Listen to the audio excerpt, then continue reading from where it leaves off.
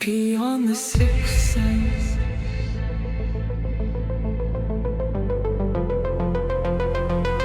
My name is Samantha. Ever since I was a little girl, meditation has been more than a spiritual practice. During meditation, I experience my special ability to see, hear, and feel things that no one can experience.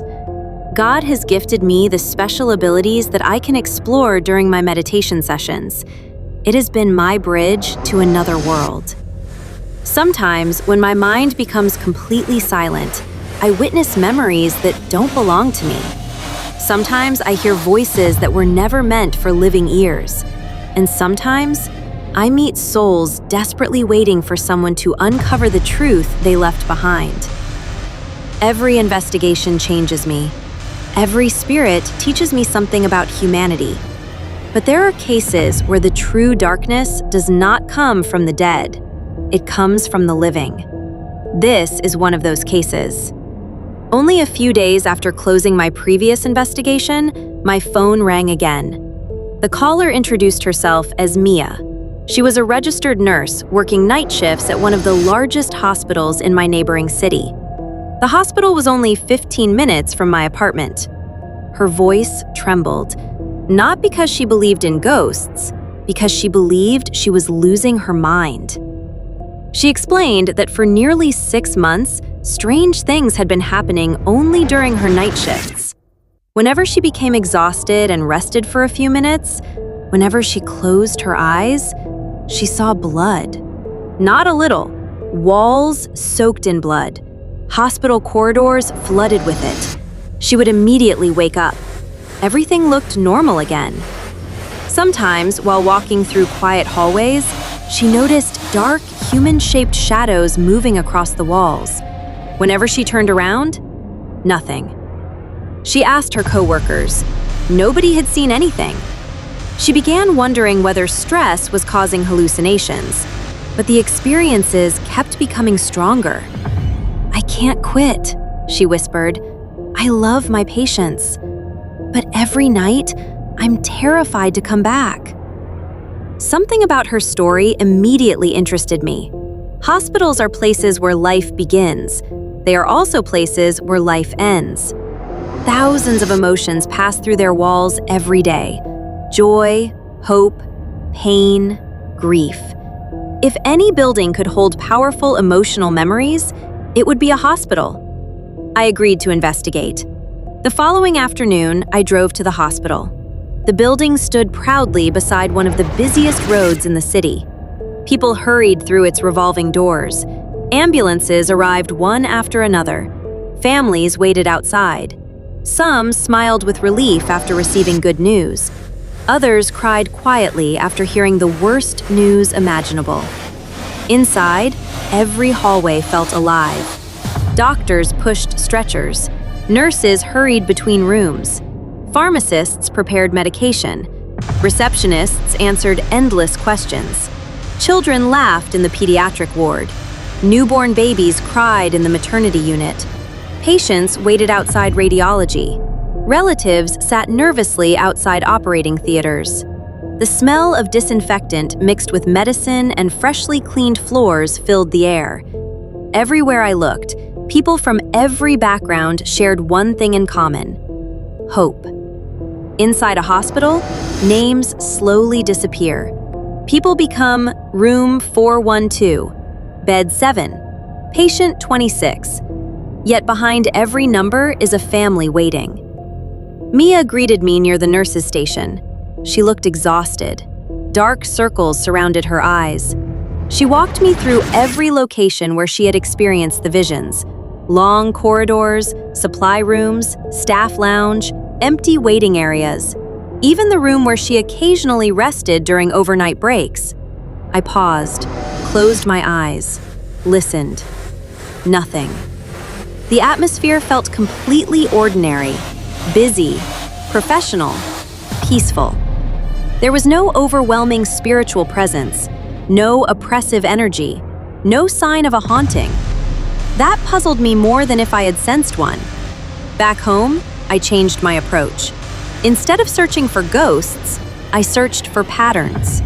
Using publicly available records and lawful information requests, I gathered several years of hospital statistics, admissions, recoveries, reported surgical outcomes, general mortality trends. For days, I reviewed spreadsheets and reports. Eventually, one detail caught my attention. Most patients recovered normally. Minor surgeries had excellent outcomes. Orthopedic procedures, eye surgeries, hand injuries, routine operations. The outcomes were what I expected. But among certain categories of major internal surgeries, the mortality rate appeared noticeably higher than comparable facilities. The reports frequently cited severe complications involving blood loss or multi-organ failure. One number alone proves nothing, but together, the pattern deserved closer examination. I shared my observations with trusted law enforcement contacts. Investigators quietly reviewed additional records. Without alerting hospital staff, they compared documentation from multiple years and interviewed families who had lost loved ones after complex operations. Almost every family told the same heartbreaking story. They believed the deaths were tragic complications. No one suspected anything criminal. There had never been protests, never public accusations. Each family thought they had simply been unlucky. Months passed. Investigators continued collecting evidence. I continued meditating. One evening, surrounded by photographs, records, and notes, I entered a deep meditative state. At first, I saw only darkness, then bright surgical lights, gloved hands, metal trays, documents being altered, a locked refrigerated storage room, a white delivery van leaving through a service entrance before dawn. The images were fragmented. They were not proof, but they suggested investigators should examine specific locations and records more carefully. I documented everything I remembered after the meditation and passed it to detectives. The investigation intensified quietly and very secretly. Financial records, supply inventories, security logs, access card histories, nothing was announced publicly. Then tragedy struck again. A young man injured in a serious traffic collision underwent emergency surgery. Despite every effort, he died during the operation. With the family's consent, an independent forensic examination was performed because investigators already had concerns. The examination was done maintaining a lot of secrecy. The examination uncovered evidence that did not match the official surgical documentation. The examination uncovered a shocking fact. The man who met with the accident and lost his life while undergoing a surgery had missing kidneys. That discovery transformed a quiet inquiry into a major criminal investigation. Search warrants were executed, hospital records were seized, computers and financial accounts were examined. Investigators uncovered evidence that a small criminal group, with help of few dishonest doctors and nurses, were operating within the institution, had been falsifying records, and participating in an illegal organ trafficking network. The conspiracy involved only a limited number of corrupt individuals, surgeons and nurses, not the hospital as a whole. Most doctors, nurses, technicians, and staff had no knowledge of the crimes and were horrified by the revelations. The network manipulated paperwork, concealed evidence, and profited from illegal organ sales through outside criminal contacts. As the evidence mounted, arrests followed. The criminal organization collapsed. When the news became public, the nation was stunned. Families who had believed fate had taken their loved ones finally learned that crimes had been committed. The hospital itself began rebuilding trust. Independent oversight was introduced. New safeguards were implemented. Most importantly, the innocent medical professionals who had dedicated their lives to saving patients helped expose those who had betrayed that trust. A few days later, Mia called me again. "I slept during my break last night," she said. "I didn't see blood, I didn't see the shadows. For the first time in months, the hospital felt peaceful. As I reflected on the case, I realized something. The visions Mia experienced were never meant to frighten her. They were fragments, echoes, a silent plea for someone to notice what everyone else had overlooked.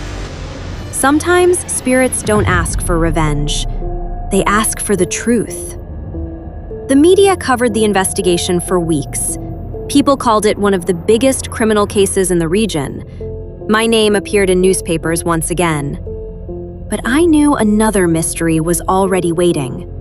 The next phone call came from an isolated lighthouse on the coast. Its keeper claimed that every foggy night, someone knocked on the door, even though the lighthouse stood completely alone. That would become my next investigation. Episode 9: The Lighthouse Keeper. To be continued. Beyond the sixth sense.